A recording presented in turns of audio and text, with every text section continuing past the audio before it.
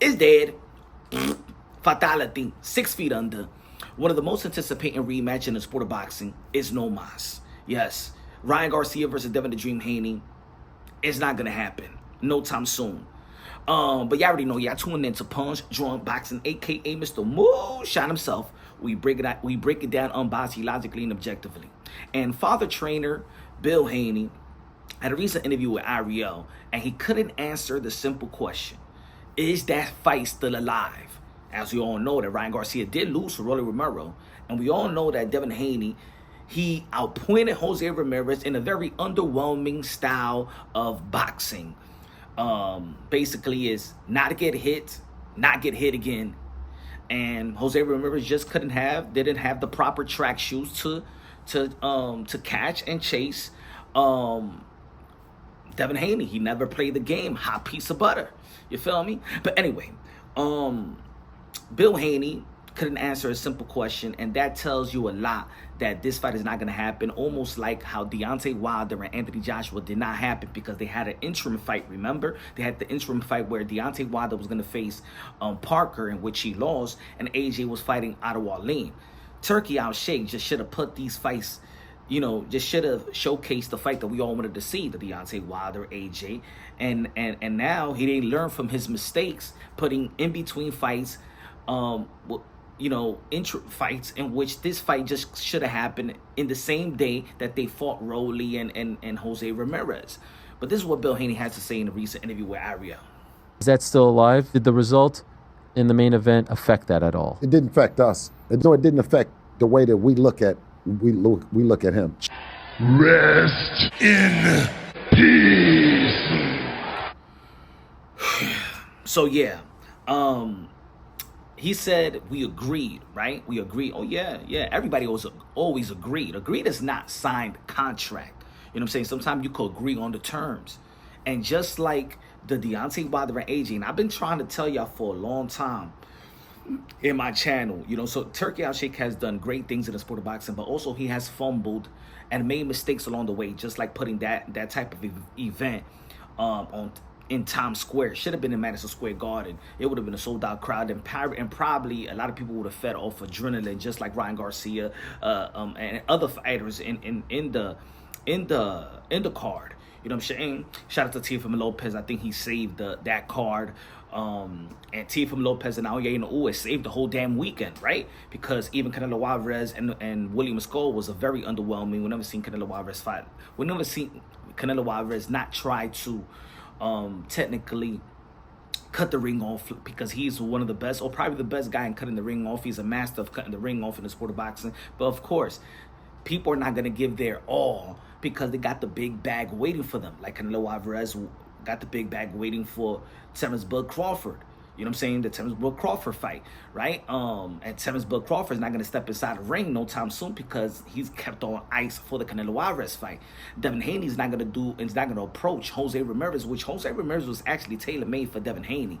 If you really think about the styles, you know what I'm saying? He could have done what he did to Regis Prograis, but he's waiting on the bag to get the Ryan Garcia fight. Ryan Garcia didn't fight with any type of enthusiasm. He's waiting for the bag with Devin Haney.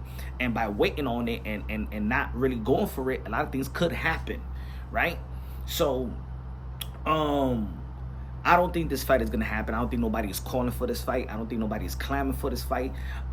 This is not anymore an anticipating rematch. I think people are highly content with Ryan Garcia and what he did in the ring with Devin the Dream Haney. I know it's not on paper anymore, but we all could see it, and it's one of the best fights or outcome of 2024. Of course, Ryan Garcia needs to pick himself right back up. Ryan Garcia didn't fight with no type of an urgency last time. Ryan Garcia did fumble the bag, and Devin Haney, he didn't fumble the bag because he won. But I think because of that performances, it was Devin Haney ready to fight Ryan Garcia. Looking at how the way that Devin Haney did fight Jose Ramirez, he's not ready to hurt somebody. He's not ready to properly win over the fans. I don't think he has. I don't think he has the confidence. Even though that he won almost every round, that didn't look like Devin Haney had all the confidence in the world, because Devin Haney, yes, he had this reputation in which he was an underwhelming performer, not an exciting performer. He knows how to win. He knows how to win. Devin Haney does know how to win, and that's the most important thing, right? But in the sport of boxing, it's not, everything is not about winning and losing, but it's how you win and how you lose. Remember, this is the entertainment business. This is not the amateurs, right? So I see that Devin Haney was coming around and trying to stand his ground and sit on his punches. We seen in the 6th round up from the Jose Ramirez fight, and then when he got chin checked and started dancing salsa, he started doing the traditional Devin Haney and just moving away and skipping away. We seen with the Jose Lomachenko, in which a lot of people feel like that was a controversial decision, but Devin Haney did show grit and determination, and it was a close fight. You know what I'm saying? The fans won in that fight, regardless of what you may think that Devin Haney won, Lomachenko got robbed or whatever. At the end of the day, Devin Haney stood his ground. Devin Haney stood his ground also in the second fight with George Camboso, especially in the second half where he was trying to knock him out. We seen what he did with Regis Prograis and things of that nature. Yeah, he sat down on his punches. I think he could have followed through, but remember, Devin Haney's just walking into his prime, so there's a lot of learning there in my opinion. But you could see that Devin Haney was actually starting to stand his ground, and then when he did fight Ryan Garcia, he went out there to try to knock out Ryan Garcia. I know it wasn't the right game plan, because Ryan Garcia is just gonna sit there with a left hook, and we all know that Ryan Garcia was probably in the worst condition of his career. You know what I'm saying? We saw his stamina was all off and stuff like that. I don't think that the fans at this point is climbing over that fight because of the performances of Ryan winning and the performance of Devin Haney Ryan Garcia losing and Devin Haney winning. Like I said, everything is not about winning and losing, but it's how you win and how you lose. And the way that Devin Haney won is just as good as a loss. And the way that Ryan Garcia lost, well, there's going to be a lot of questions with Ryan Garcia. So at the end of the day, I'm not all for that rematch, because if Devin Haney going to show up, Devin Haney is going to show up with Jose Ramirez, with Ryan Garcia, I don't even want to see the fight, because I think that it's going to be a fight of Ryan Garcia chasing Devin Haney. Devin Haney got to change right back the perception of that. You know what I'm saying? I know that Bill Haney trying to say that was the game plan. I believe that was not the game plan. Maybe the game plan was to save the bag. You know what I'm saying? Just do anything possible. Just get this one. Let's get out the way. And boom, let's get to the Ryan Garcia fight for the bag, because that's what the Haney's is all about, is the bag, right? And I think that Bill Haney is saying that maybe this fight is going to happen. That's the fight that we agreed upon. We are looking for the October date. Turki Alalshikh has said nothing about it. Oscar De La Hoya, who is the promoter of Ryan Garcia, said that fight is not going to happen. They don't want to deal with Devin Haney. So I think that Bill Haney is trying to save, or trying to keep the interest, and trying to go through his media run to let Turki Alalshikh know that no, people are interested in this fight, where a lot of people is not interested in this fight. But he got to do what he got to do. You know why? Because the only person that saved Devin Haney's market value was Turki Alalshikh. Because let's not forget, after the Ryan Garcia fight, purse bid with Sandor Martin and Devin Haney only did $2 million, in which Devin Haney was only going to get paid $1.7 million, right? Matchroom Boxing didn't want to really deal with Devin Haney. Eddie Hearn did a bunch of interviews and things like that you know what, he got to do something and get a good win underneath his belt, and then come back to the table, basically. So Eddie Hearn was not going to work with Devin Haney. Oscar De La Hoya was not going to work with Devin Haney. PBC is out the mix and stuff like that, I believe so. So remember, before the Turki Alalshikh deal, we was talking about Devin Haney and BOK Prime.